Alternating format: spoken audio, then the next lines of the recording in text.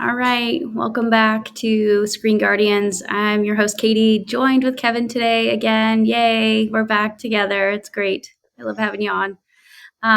So today is a special episode for Screen Guardians. We are going to talk about Kevin, kind of learn more about Kevin's story. And before we kind of let him take over and share, he is a huge asset to this. He is my partner in this, and I'm really thankful to have him. But I really think that sharing more about himself is going to be significant. In episode 2, I did share a little bit about my story and what led me to be here. But it's Kevin's turn. So just to give a little background about Kevin, he's a 15-year law enforcement veteran. He serves as a detective with the Internet Crimes Against Children Task Force in the Kansas City metro area.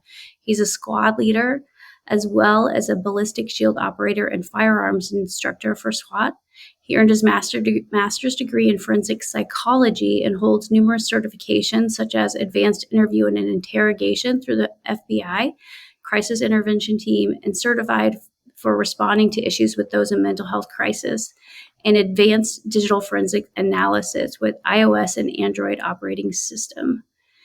He is not only all of those things, but he is also a mixed martial artist and a father of soon to be 5. So Kevin is a friend, and I'm really excited to hear more about his story, because I don't even know kind of what led you to be in this space and kind of pushed you to be in the role that you're in today. So Kevin, thanks for joining, and thanks for sharing more about yourself. Yeah, thank you for having me. Like I say this every episode, but being able to do this with you has been a huge honor, and it's a good way for me to be able to get a lot of this information out into the hands of the people that are going to be able to do something about these crimes on the front end, right? Instead of being reactive on the back end and seeing these cases come across my desk. So I appreciate you for spearheading this and kind of giving me the platform to be able to help kiddos in a different way. So Yeah. um, Well, I wouldn't be here if it weren't for you. Honestly, it's the partnering together that makes this possible. So yep, I really am thankful for you.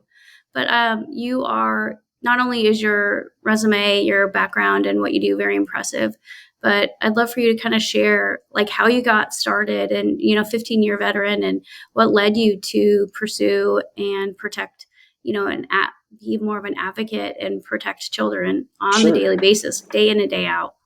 Well, I mean, as you know, my family is devoutly Catholic. I grew up Catholic, and so when I was going through high school, even middle school and elementary school, my family was very much a you stick up to bullies, you protect those who can't protect themselves. That was how I was raised. My parents were great examples of that, and so growing up in a house where the idea was always that, like, if you saw something that was unjust and somebody was being treated unjust, you stood up for that person, or you did what you could to fix that, whether it affected you or not personally. And so going through elementary school and middle school, I always found myself, kind of trying to be the one that stuck up for, the kid that was being bullied, or the younger kids when the older kids would mess with them, and that kind of a thing. And so then when I got into high school, and you start thinking um, down the line in high school, like, hey, what is my plan here? And so I ended up making the decision to go into law enforcement, because it was a continuation of kind of that same mindset I was always raised with, that, you go out there and you seek justice for people who, maybe can't stand up for themselves or can't stick up for themselves. And then as I started studying towards that, I just felt kind of a particular uh, call towards protecting children. And I had always had a very um, a unique fondness for little kids. Even as a high school boy, I enjoyed, babysitting and being around kids, and there was something about their particular innocence that was really endearing to me. Mhm. Yeah. And so I got into college and started pursuing a criminal justice degree. And once I started taking classes on sex offenders and the psychology kind of behind their behavior, and the victimology, which is just kind of a psychological study of victims and how these crimes affect their mental health. Um, it just was really a no-brainer for me to pursue a role where I would be investigating crimes against children. And I prayed a lot about it, and it seemed more of a vocation, I guess, more of a calling than it was a job choice. And so there was just really never any question for me. I knew that that's what I wanted to do. It was two things. It was crimes against children and SWAT. Those were the two things that I had on my bucket list for my career. Um, and then obviously getting married and having kids of your own gives you a particular desire, I guess, to protect the vulnerable as a husband and a father, and so that just kind of lent a little bit more credence, I guess, to that particular call or that vocation, and it actually took me. I got hired by the sheriff's office in 2010 in the Kansas City metro area, and it took me 10 years to get to this detective role where I'm investigating crimes against children. So, um, 4 years of college and then 10 years of working other assignments to try to build a resume so that I could apply for this or put in for this particular spot at the sheriff's office. And then while I was working those other assignments, I went back to school for my master's degree in forensic psychology to kind of pad my resume a little bit, but also the emphasis in that degree was on um, sex offenders and specifically child sex offenders and their behavior from a psychological standpoint. And so it was really fascinating to kind of lift the cover off of the kind of the underworld, I guess, of that particular lifestyle and to really start to understand their behavior and why they do what they do, how they do what they do. In past episodes, we've talked about the grooming process and how they've turned that into a science. And there's groups on Discord and on different social media um, websites and applications where they get together and they coordinate and they talk about what they do and how to do it better. And so it's just like this whole underground community. And so going back to school for my master's degree in forensic psychology and being able to kind of lift the lid off of that um, kind of motivated me even more to get into that role because looking at it from that level, you kind of start to see the psychopathy and the you start to see it for what it is, a serious mental health issue. Um, Not that that's obviously saying that they don't control their behavior or they're not responsible for their behavior in any way, um, but you start to understand it as a compulsion. So anyway, after I got done with that, I put in for this particular spot with the sheriff's office, which is technically it's for my agency, it's a cyber crimes detective position, but it's assigned to the Internet Crimes Against Children Task Force. And I started doing that, and I've been doing that for 6 years now. Um, and it's the greatest job in the world. In my intro, you mentioned that I was on the SWAT team also.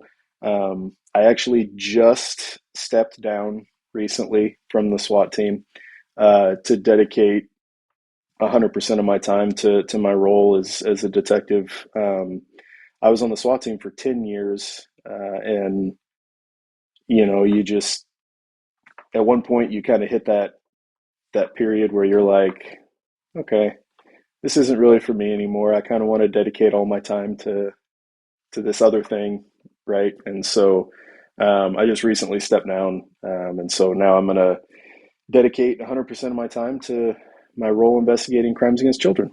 Wow. I mean, I feel my eyes like well up with like tears a little bit because the commitment and that you give to this topic and protecting children and calling it a vocation. I mean, that's it's very moving and it's very inspiring. And stepping down from SWAT, which was like one of your bucket list items, right? One of your Hmm. dreams, probably. It sounds like. Hmm. Was that hard to do? Yeah, yeah. I mean, that's never an easy decision to step down from something that that you love. I loved being on the SWAT team just as much as I loved or love working crimes against children. But obviously, it was a much different capacity that I was working in, and I was doing them both at the same time. So our team is a part-time team, which means I have a full-time assignment, and then SWAT is kind of an additional responsibility that's added on. So my time ended up being like 80% crimes against children, 20% SWAT.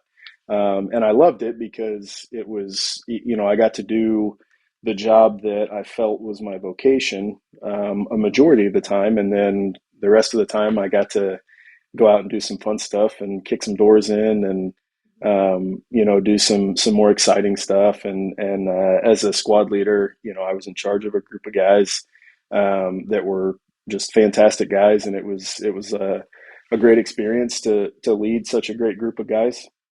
But at the end of the day, um, it was a lot on my plate, and in previous episodes, we've also talked about like the sheer number of tips and cases that I end up with. And I just kind of got to the point where I was like, something's got to give. And I need to put 100% of my time towards the crimes against children thing. And so the SWAT team gig had to go, but it wasn't a decision that I made lightly, because that was, again, like I said, it was a great role and I really enjoyed it. Um, so I resisted it. I think I stuck around a lot longer than, um, I mean, I guess the idea of stepping down from SWAT and committing 100% of my time to crimes against children was the seed was planted sooner than I actually made the decision because I resisted it because I loved it so much. Um, but in the end, I think God was kind of just like, all right, dude, like I've I've asked nicely. Now it's kind of time to, Yeah. you know, a little boot in the butt and Yeah. so Yeah. It's hard, sometimes hard to be obedient when you're like, I know, okay. So I yeah. picture the SWAT be in the cyber crime and against children being complete opposites, meaning like cyber crimes you're behind a screen, you're doing a lot of computer desk time, and SWAT it's physically active, you're out in the field, it's a lot of physical demands Hmm. and intensity to it, and then the crimes against children like investigation, it's more of a slower sometimes. Yeah. Yeah. Is that And accurate? that's yeah, 100%. And the SWAT team thing, there's you spend a majority of your time training, um, because you're always trying to maintain and improve your team's capabilities so that when a call does come, you've got all the tools you need, all the skills you need, and you're mentally and physically prepared, right? So a lot of it was spent training, and then we would get calls or we would execute high risk search warrants, high risk arrest warrants, you know, open air arrests on whether it was drug suspects or violent suspects for other crimes. But the planning, the operational planning, and the execution of the operation was actually similar to the crimes against children thing. It was obviously, like you said, it was two different roles, like vastly different roles. Um, but there was a lot of crossover to it too, and so I think um, my role in SWAT and my role as a detective, they complemented each other sometimes. And so my operational planning for SWAT was improved because of my role as a detective, because I did a lot of operational planning as a detective for these undercover chat operations and search warrants related to crimes against children. And then vice versa, my execution of search warrants on SWAT improved my abilities so that when I wrote search warrants and did, you know, search warrants for crimes against children stuff, it improved my skill set. And so it was fun because they were different enough that uh, excited me to go out on a SWAT call, and then it kind of refreshed me to go back to the office and do my thing. And so they were different enough that they kind of scratched two different itches, I guess. But there were enough similarities that it gave me the opportunity to kind of improve my skill sets for both. So Right. um, That makes sense. yeah, So when you think of, after reading your bio and kind of sharing, some of the things that you've accomplished and are working towards, what are you the most proud of, or what kind of like are you the most like excited about or proud of? When you think of all the things that you've accomplished or that are in process right now and what you're doing. sure. That's a really good question, because you said that we've got four kids. We're getting ready to adopt number five, and we adopted. So our oldest three are biological, and then Colby, our fourth, and then the new baby is going to be number five. So the last two are going to be adopted or were adopted, and I think that in a weird way, um, my job working crimes against children was part of the reason that I was so excited to adopt Colby and then to also adopt, his little brother. And I say that because working crimes against children, you see the flip side of that, right? You see kids who um, maybe, their parents should have put them up for adoption because they're not capable of taking care of them, or they did, and these kids are being mistreated in the foster system, or they're being abused by um, extended family members who are um, taking care of them or who are guardians of them. So I see so much of the negative um, when it comes to kids being adopted or not adopted, and so I think I'm honestly most proud of growing my family with the intention of um, giving these two babies who could potentially have been in a bad situation a wonderful life, and I learned a lot from the adoption process. And um, it's kind of funny because I think when you adopt, anybody's natural um, I don't know, natural mindset or natural inclination when they adopt is to kind of feel like, like, hey, I'm doing this really great thing, right? Like I'm for lack of better words, like kind of the hero here. Like I'm rescuing these kids, and I think anybody would feel like that at first. But what I started to learn over the course of the adoption, um, looking at it from the birth mom's perspective, and then looking at it from Colby's perspective and his new little brother's perspective, you start to really just feel um, humbled by it, that like you were allowed to be the one to take this beautiful baby, and grateful that you were chosen. And so it's kind of funny because you switch from the like, hey, I'm the knight in shining armor that's doing the right thing, to being like, thank you so much for giving me this opportunity. You know what I Yeah. mean? Oh, that's And beautiful. so Yeah. I think, you know, my career and my personal life, sometimes I have a hard time separating them. Yeah, of course.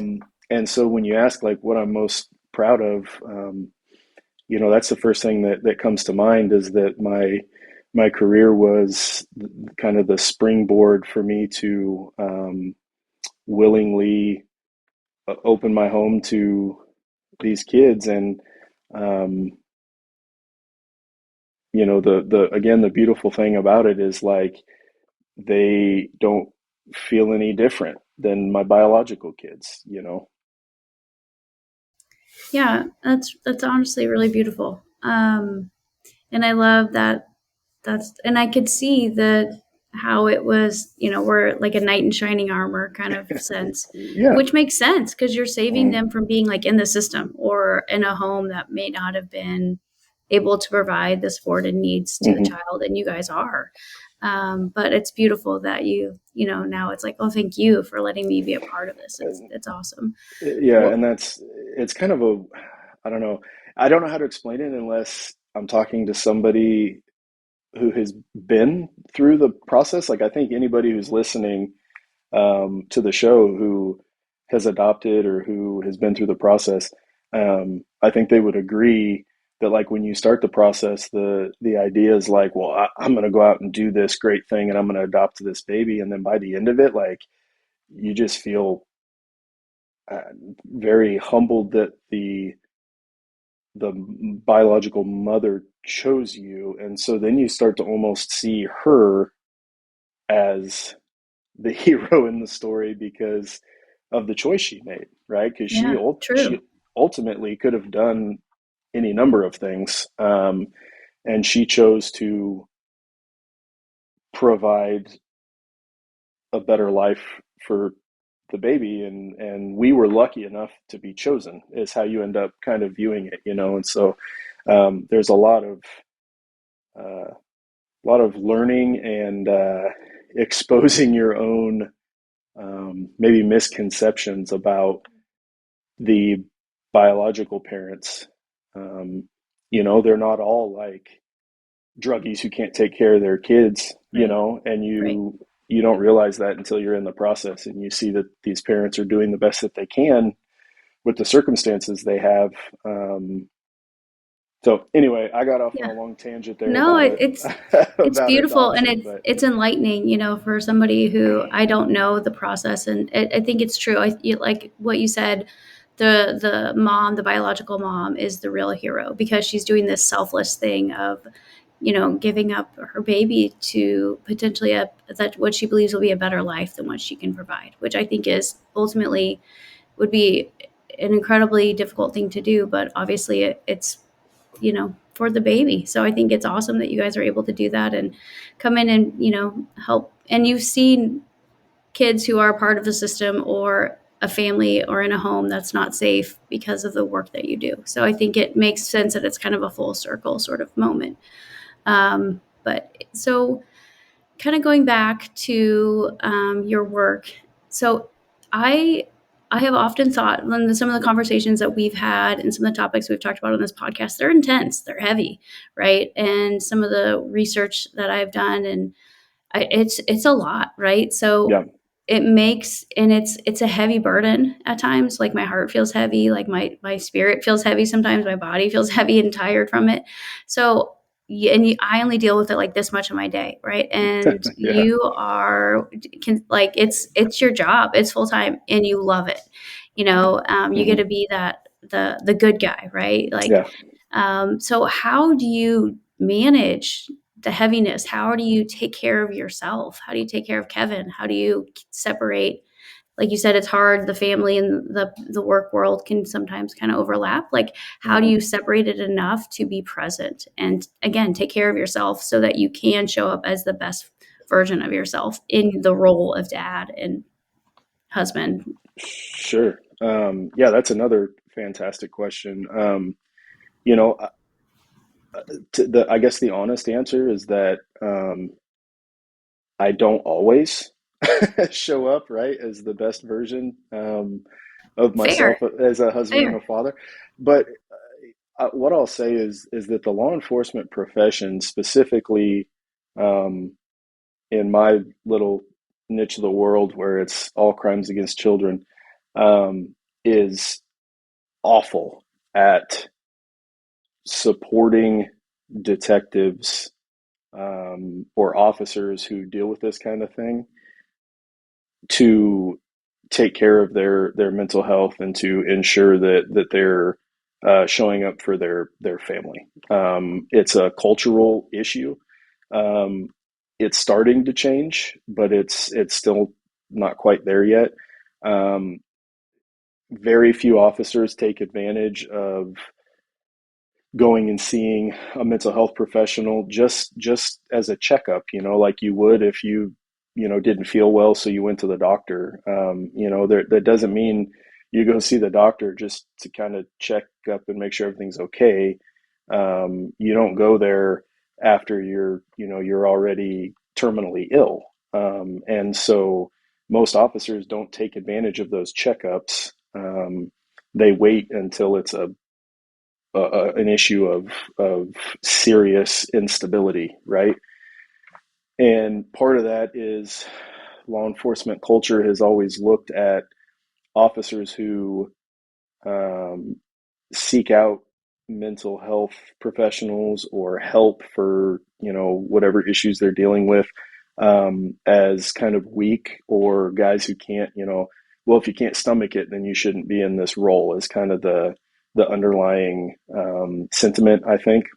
Mm-hmm. um, so the first thing that I'll say is that you have to remember that you are a husband and a father first.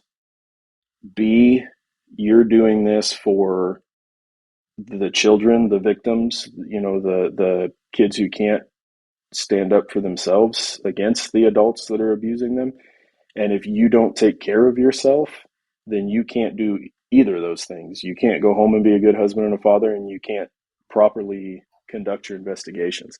So you have to be willing to kind of put your foot down and tell your agency, tell your supervisors, like, hey, um, I'm taking this time off to go be with my family. I'm going to see somebody on this day, and this day, not because I have mental health issues, but Mm-hmm. because I want to prevent mental health issues. Um, and so I would say that the first thing is advocating for yourself. That's hard to do Mm-hmm. in law enforcement. And so I'm a big proponent of advocating for myself and making sure that, like, the job is incredibly important, but I also give just as much time to physical fitness, my MMA training, like you Mm-hmm. mentioned, spending time with my family. I don't miss kids' activities. I take time off for them. And there have been instances in the past where it's caused issues, arguments, whatever the case is, because I decided that, hey, I'm just not coming in today. My kids have a presentation, or they have something, a performance, and it's incredibly important to them that I'm there, and I'm going to be there. So um, advocating for yourself and just making sure that you're taking enough time outside of the job to keep everything in balance, because if it's not, it's going to negatively affect your job performance as well, and then you're left with nothing. Mm-hmm. um, so that's a big part of it, is balance within your life and within your different roles. Like, I consider it a vocation, but I also have the vocation of being a husband and the vocation of being a father, um, which were my original vocations. So I have to be willing to pour as much time and effort into that as I do my job. And then I already mentioned going and seeing somebody. I think that that's incredibly important. We have to kind of get rid of the stigma within law enforcement that if you go see somebody, then you can't handle the job, because that's not true. It's a mischaracterization of what our mental health professionals do. As a matter of fact, the appointments that I go to are called safeguarding appointments, because they're specifically there to safeguard my mental health, not treat anything. Yeah. They're there to make sure that I have the proper um, things in place, proper support mechanisms in place, so that I don't start to develop mental health problems from seeing what I see, and doing what I do. So mental health, a big focus on mental health, physical fitness, and your physical health is incredibly important. Um, we see a lot of detectives, well, a lot of officers in general. that are incredibly out of shape, incredibly unfit.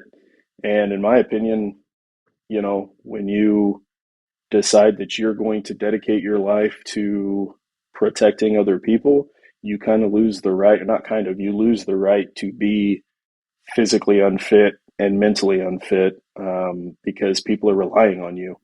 Mm-hmm. And if you have to buy a seatbelt extender just to buckle yourself into your patrol car, then you need to do some self reflection on whether or not this job is for you. If you can't walk up a flight of stairs without feeling like you need to sit down and take a break, that's a problem. But we have a lot of people like that in law enforcement, and so those things are very important. And if you can't take care of those things, then it's going to be incredibly difficult for you to also add little tiny everyday traumas on top of that, Right. um, and manage it all. It's just not possible.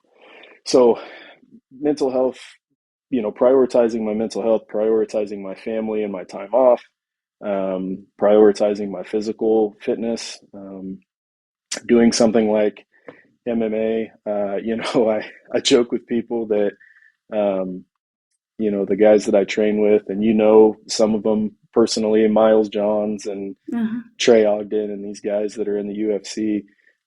I get to go train with those guys and get my ass kicked on a regular basis.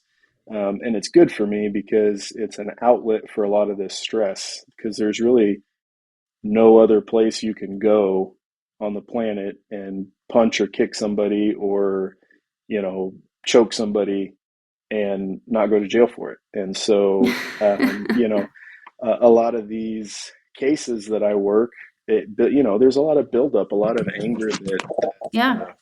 that gets built up. And I'm not saying I go to the gym with the intention of beating anybody up, but it's a good outlet, right? It's an outlet for stress. And so just, it's a lot of little things. There's no magic, um, magic pill, magic button that, once you discover this, you'll never struggle with mental health from dealing with crimes against children ever again. It's a lot of little things and just kind of prioritizing them. And then obviously another big one for me is my faith.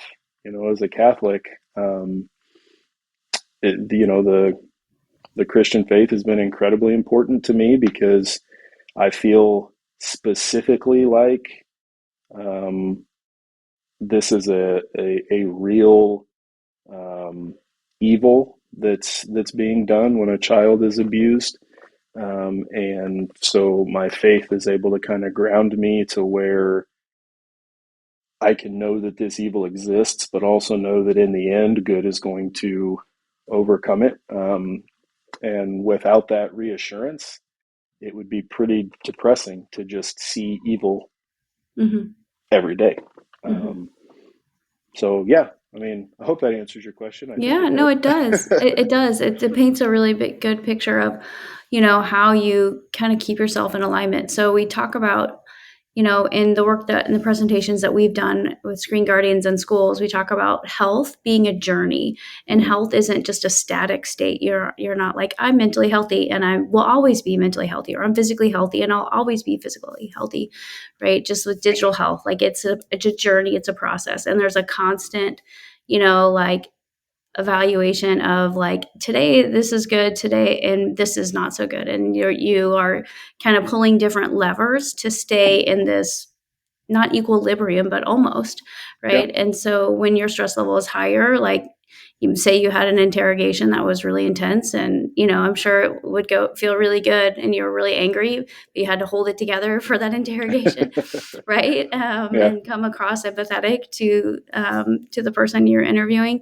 in order to get them to kind of share more than when you're really angry and boiling up, inside, and going and physically exerting yourself, and whether it's lifting weights or doing martial arts. Like I believe physically exerting yourself, and that for me as an athlete too, like that physicality of a movement really resets me when anxiety, frustration, depression, like all those things.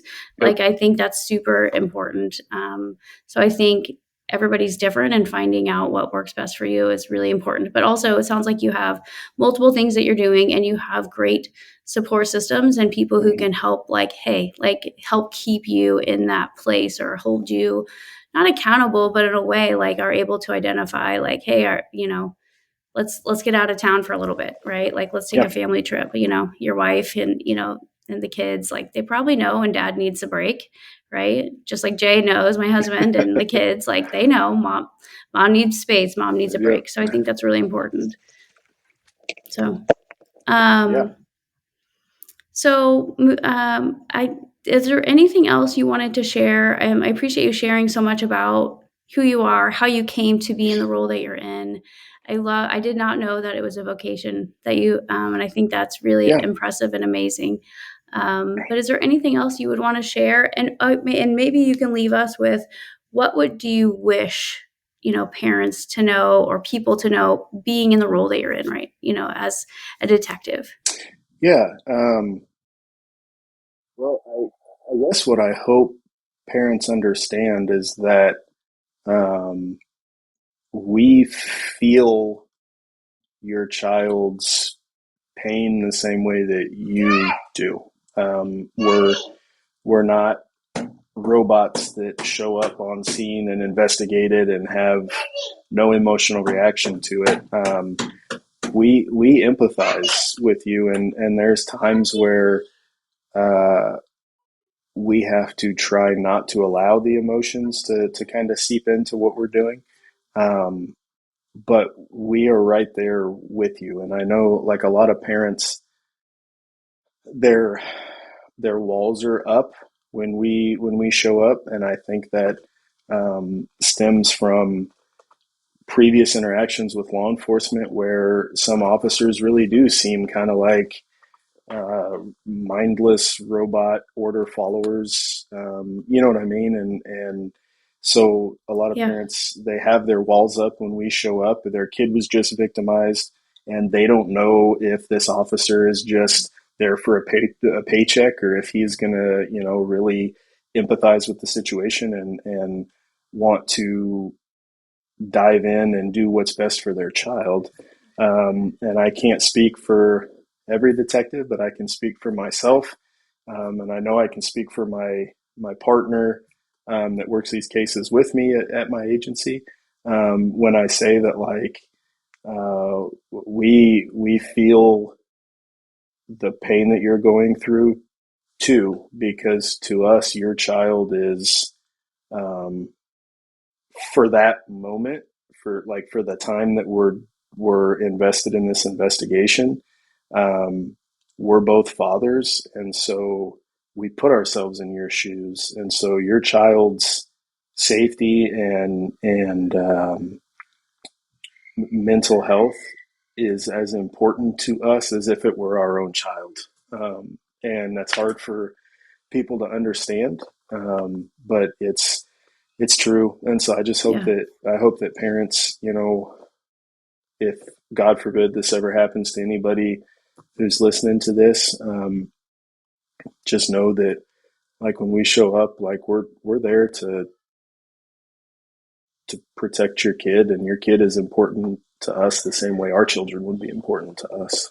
So That's really great to hear. I mean, it's really great to hear. And do you think being a father has made you a better detective? 100%, a Yeah. hundred percent. That's what I hear too. The there's a lot of detectives out there who don't have kids, who do a really good job at this particular role.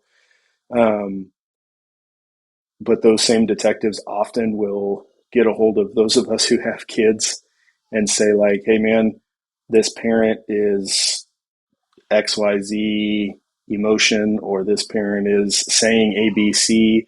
Like, what am I what am I taking from that, right? And so then sometimes you switch from detective mode to parent mode, and you're like, hey man, like you got to understand that this is where that parent's head is at right now. And so it's definitely helpful because you can see it from a number of different perspectives. Like what's the situation itself, you can look at it from a number of different perspectives. And not only that, but it's obviously motivated me to a much uh, higher extreme because my kids live in this same area. Mm-hmm. So if this guy's doing this to your kid, Yeah. he could eventually do it to my kid too. And so there's a motivation there also to get as many of these guys off the street as possible. So Yeah. Well, you're doing the good work. You're doing, I thank mean, you. you're doing God's work. I mean, you're protecting our kids. So we thank you. Kevin, I don't have anything else for you today. If I really appreciate you being on. I'm so glad you're here today, and you're an amazing co-host. And I'm so grateful that we have this platform and opportunity to share these stories and information with people. Amen. Thank you very much for having me, and Of course. uh, tune into future episodes because we've got a lot of stuff on the schedule to talk about. I sent you Yes. quite a few Yeah. little bullet points about things that are going on right now Yeah. in the world and also in our little tiny communities that need to be talked about. So, Right. Yeah. There's some really important topics coming up. So yeah, stay tuned. Well, mm-hmm. thank you, Kevin, Yep. and tune in to the next episode. Thank you for joining us on Screen Guardians.